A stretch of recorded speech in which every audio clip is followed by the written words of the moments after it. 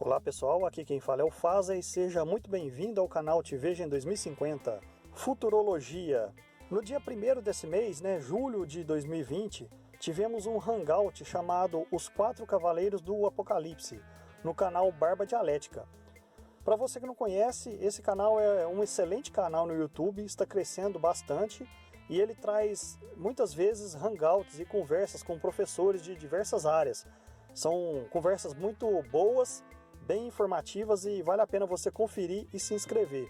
Agora, nesse hangout do dia 1º, estavam presentes o famoso Merlin, o Merlin das Trevas, o Glaucio Gonzalez e o rapaz do canal Inteligência Acima da Mídia. Mas esse último participou por pouco tempo, ele teve que sair mais ou menos no início do hangout. Então ele teve uma participação um pouco limitada nesse hangout, porque ele tinha outros compromissos. Então o hangout se iniciou com esses 3 integrantes, além do próprio Barba Dialética, que é o dono do canal. Mas no meio do hangout ficaram 3, com a saída do rapaz do Inteligência Acima da Mídia, e eu acabei entrando mais no final. Na parte final do hangout eu participei e pude conversar um pouco com o pessoal também, remontando o quarteto, Inclusive o nome do vídeo se tornou Os Quatro Cavaleiros, ele tirou o nome inicial. Então eu vou deixar para vocês os links dos canais aí para que vocês se inscrevam, conheçam e se inscrevam. Nesse hangout em questão foram abordados alguns temas que renderam algumas discordâncias. Mas isso foi positivo, porque a partir dessas discordâncias surgiram outros vídeos respostas e tréplicas, principalmente entre Merlin e Glaucio Gonzalez. Mas nessa hora da discordância eu não estava participando, como eu entrei mais no final, eu tive que dar uma pincelada simplesmente no final só e não foi tão bem da maneira como eu gostaria de ter falado, E por isso eu resolvi fazer esse vídeo, para falar um pouco mais sobre essas questões que foram abordadas no hangout. E para isso eu me inspirei no vídeo tréplica do Merlin. Se você não viu, assista. Eu vou tentar deixar aí na descrição desse vídeo o vídeo tréplica do Merlin, falando a respeito dessas coisas. Eu me inspirei nesse vídeo, então vou fazer algumas referências a esse vídeo, falando também da minha posição com relação a algumas coisas que estão aí. E como ele fez uma futurologia pessoal, eu também gostaria de dar uma de pai de Ná. Para você que não conhece, que é muito novo, pesquisa aí Mãe de Ná no Google que você vai entender. Então, começando agora, a minha futurologia. Lembrando que futurologia é uma coisa imprevisível, então eu vou colocar simplesmente o que eu acho que pode acontecer. O assunto em questão é uma futurologia sobre o rumo da economia global, o capitalismo, o trabalho e sua relação com os trabalhadores, investimentos, especulação e coisas relacionadas a isso. Vamos lá.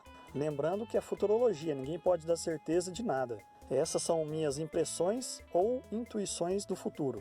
Então eu gostaria de começar com as convergências. E a convergência é, todos nós sabemos que do jeito que está não dá mais. Pelo menos imagino que a essa altura todos nós concordamos que o sistema capitalista está em xeque e que alguma medida deverá ser tomada. É como o Merlin falou no vídeo dele. O prédio está pegando fogo, se ficar morre. O sistema não se sustenta muito tempo como está. Ou seja, nós temos a opção de pular do prédio. Agora, qual janela será escolhida? Supondo que não dá para ver o que tem depois da janela, nós temos algumas opções, opções. Nós temos uma janela escrita Keynes, mas você não sabe se pulando nela tem uma piscina, uma rua, um monte de espetos ou fogo.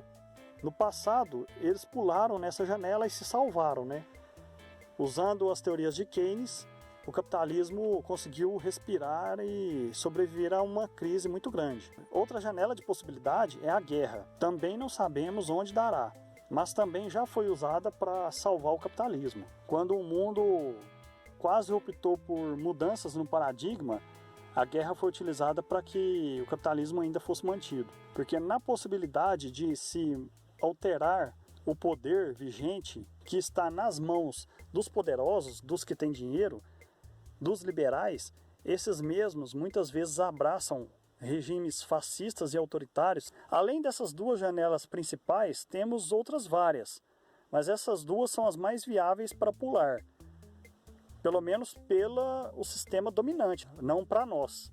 Para nós seriam outras alternativas, mas essas outras alternativas eu estou desconsiderando, que seriam as revoluções comunistas e anarquistas. Eu desconsidero porque, infelizmente, não temos forças para chegar nem perto disso. E provavelmente o mais provável é que seja ou medidas keynesianas ou próximas, ou a questão da guerra mesmo. Inclusive, essa mesma guerra é que foi usada para combater essas outras revoluções. Porque aqueles que detêm os recursos e riquezas vão querer conservar isso. E para isso, eles devem escolher um desses caminhos. O prédio está pegando fogo. O mais provável e o que está se desenhando nos países sociais-democratas é um retorno ao keynesianismo, pois já funcionou no passado para salvar o capitalismo de suas crises cíclicas. Porém, hoje o cenário é muito diferente. As tecnologias estão tão avançadas que para justificar a distribuição de renda hoje é mais difícil esse artifício. Então as características do capitalismo hoje são diferentes das características da época em que foi implementado a teoria de Keynes.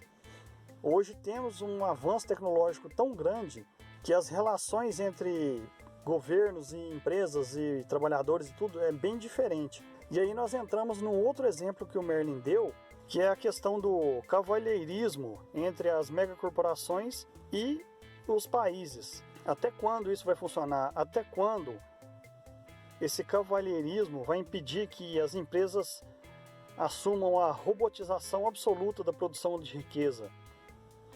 Também, com a guinada para o modelo keynesiano, grupos liberais de outras escolas darão mais força aos grupos fascistas e radicais, em contraposição. Pelo simples fato de não aceitarem qualquer medida social, são capazes de defender todo tipo de atrocidade, como já fazem hoje, que é a questão do fascismo e do nazismo. Os grupos neonazistas estão crescendo como nunca.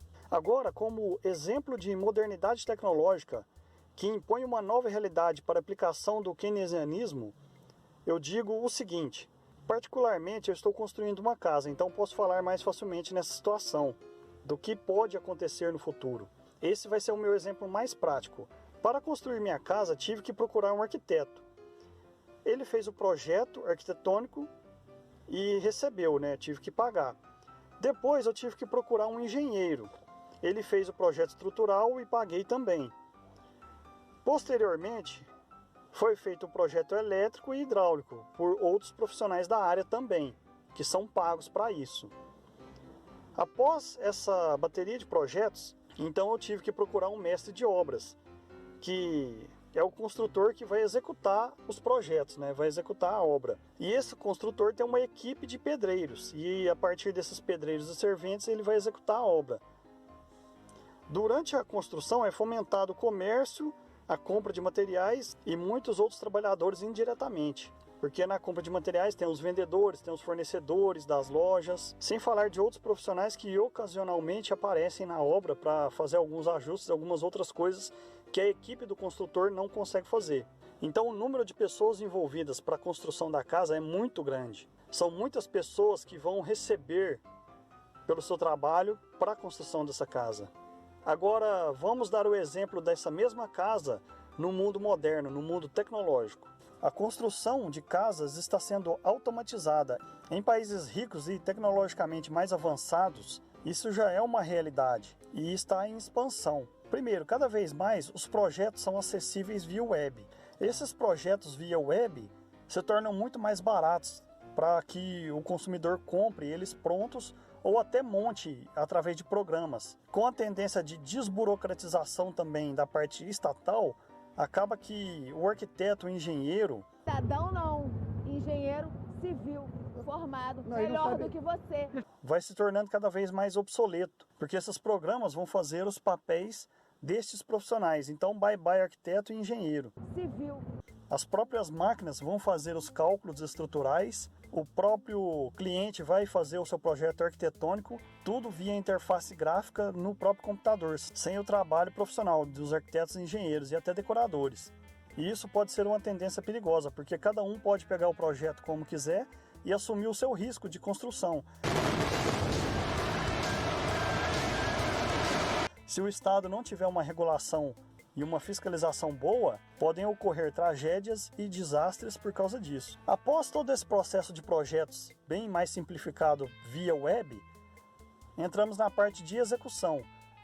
Já existem máquinas que praticamente fabricam a casa, montam a casa em horas, o que levaria dias com os pedreiros ou meses, a máquina faz em horas. Nesse caso, você dispensa mais ou menos 30, 40 trabalhadores que te entregariam uma casa em meses e passa a usar apenas 5 trabalhadores para manipular e ajustar as máquinas para te entregar uma casa em 48 horas ou uma semana no máximo. Com esse exemplo da casa, fica mais fácil entender o exemplo que o Merlin deu da fabricação da cadeira.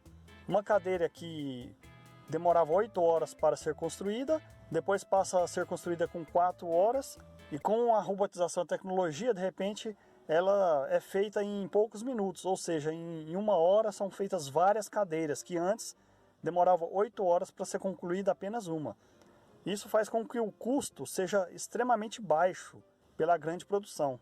No exemplo de uma casa, fica muito mais fácil de você enxergar isso, né? Uma casa que você pagaria muito mais para ficar pronta em 2, 3 meses, você passa a pagar 3 vezes menos para que ela fique pronta em 2, 3 dias. E quem não vai preferir fazer isso? E o que acontecerá com esses trabalhadores? Não terão renda e, consequentemente, vai diminuir o consumo. Então, como uma das alternativas apontadas em vários lugares, se levanta a redução da jornada de trabalho. Se você joga a jornada de trabalho de 8 para 2 horas, você multiplica a força por 4. Então, aqueles 5 trabalhadores que operariam as máquinas para construir a casa, passam a ser 20 trabalhadores. Isso diminui um pouco o impacto causado pela robotização da produção.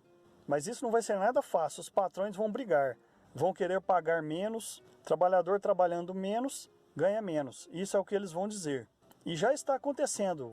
Recentemente foi sancionada uma lei que o Bolsonaro fez justamente com esse intuito de diminuir a jornada de trabalho, mas também diminuindo o pagamento dos trabalhadores. Assim como também vão querer tirar todos os direitos conquistados ao longo de muitos anos, como as aposentadorias e vários benefícios, o que já está acontecendo nos estados e no governo federal há algum tempo. Então essa medida de redução de jornada de trabalho, ela só vai ser aceita pelo mercado com a retirada de todos os benefícios e direitos, com a precarização gigantesca do trabalho. Para que ela seja aceita com a manutenção dos direitos, seria necessário uma força do Estado para obrigar isso a acontecer, o que é muito difícil.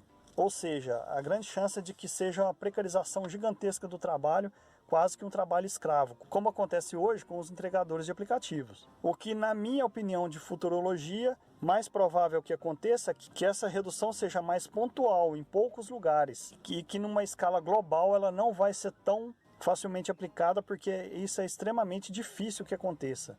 Porque com isso também tem o crescimento dos protofascistas que estão, e os que estiverem no poder, vão querer perpetuar o trabalho nos moldes antigos e promover políticas de eugenia para resolver a questão, como muitos já fazem. Assim você mantém uma massa de escravos e ainda justifica o poder promovendo a barbárie entre os pobres, que vão lutar entre si para ocupar os poucos lugares de trabalho e poucas migalhas de recursos. Atualmente, os 4 primeiros no ranking de países com menor jornada de trabalho são Holanda, Dinamarca, Alemanha e Suíça. A maioria dos testes feitos não foram para gerar emprego, mas para melhorar a produtividade. A Microsoft, por exemplo, fez um teste no Japão com essa finalidade. A Suécia também. E ao reduzirem a jornada de trabalho, notaram ganho de rendimento, ganho de produção dos trabalhadores. Então, essa redução ainda assim é visando melhorar a produtividade, não o bem-estar do trabalhador. Se os resultados dos testes não derem que a produtividade será melhor, provavelmente eles vão se esforçar muito mais ainda para que tudo isso seja barrado. Sem falar que esses países estão no espectro privilegiado do capitalismo internacional. Já sugaram bastante dos periféricos e não sofrem o imperialismo os esmagando, como ocorre no Brasil diante dos Estados Unidos. Mas com essa nova crise global, talvez eles abram os olhos para uma redução de jornada de trabalho também. Os impactos disso não podemos prever. Outra ideia que está se popularizando é a renda básica permanente, ou também renda mínima universal, que já é praticada em muitos lugares. Não é novidade, mas é extremamente combatida por esses protofascistas. Essa ideia também sofrerá resistência gigante. Mas voltando à futurologia, Essa supermecanização da produção, como vocês viram no exemplo da construção de uma casa, que é algo grande e relativamente complexo, imagina para bens menores, menos duráveis e móveis.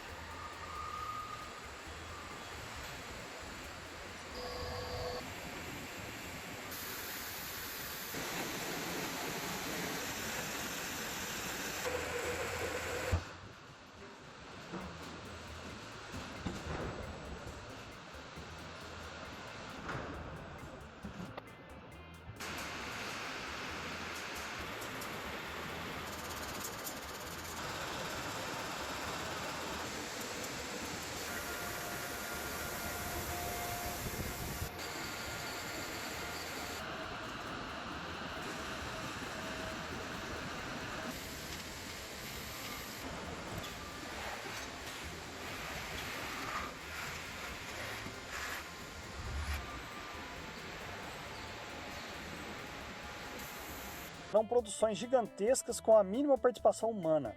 Imagina o impacto que isso vai causar no mundo. E aí chegamos num outro problema, o gargalo.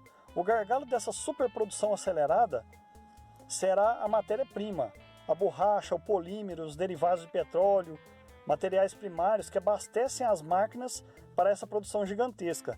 Isso será um bom motivo para as guerras futuras. Então, conflitos por esses recursos serão praticamente inevitáveis. Ou seja, nessa futurologia, o que sabemos é que mudanças fundamentais estão por vir. Agora, para que lado tudo vai, eu não posso afirmar. Eu gostaria que o lado bom ganhasse. A renda básica universal fosse implementada, sendo sustentada pelo maquinário mundial, a redução da jornada de trabalho global e uma coisa muito importante que não é cogitada, a limitação da riqueza. Eu seria mais radical, colocaria um limite de 100 milhões de dólares, mas isso pode se dar também por imposto. Toda renda superior a 100 mil dólares seria tributada em 99%, coisa do tipo. Talvez assim conseguíssemos vencer o sistema e sobreviver, para depois enfrentar o outro grande problema, que será o consumo além dos recursos naturais renováveis. E esse foi o vídeo, pessoal, da minha futurologia, né? Não é nada conclusivo, porque infelizmente não temos como concluir nada, mas o que sabemos é que o capitalismo, diante de tudo que está acontecendo, ele está fadado a uma grande mudança, ou a sua extinção. E para onde vamos, não sabemos. O que sabemos é que precisamos continuar na luta para que o futuro seja melhor que hoje.